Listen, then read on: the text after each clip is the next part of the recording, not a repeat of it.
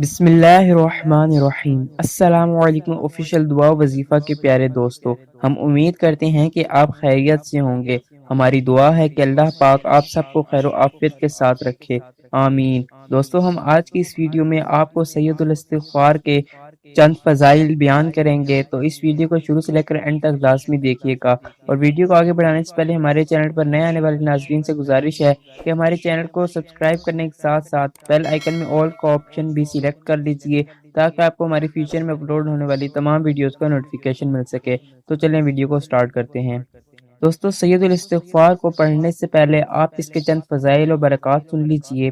फ़जीलत: पढ़ने वाले के गुनाह माफ़ हों और उस दिन रात मरे तो शहीद और अपने जिस फ़ेल से नुकसान का अंदेशा होता है, अल्लाह अज़्ज़ा व जल उससे महफूज रखता है।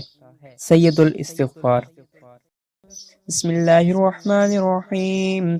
अल्लाहुम्मा अंत रब्बी ला इलाहा इल्ला अंत खलक़तनी व अना अब्दुका व अना अला अहदिका व वअदिका मस्ततअतु अऊज़ु बिका मिन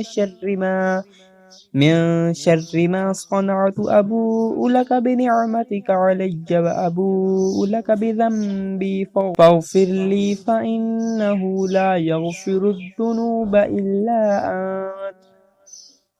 आला हज़रत इमाम अहले सुन्नत मौलाना शेख अहमद रज़ा खान अलैहि रहमतुर्रहमान ने इस इस्तिग़फ़ार पर मज़ीद इन अल्फाज का इज़ाफ़ा किया है: वग़फ़िर लिकुल्लि मुअमिनिन व मुअमिनह।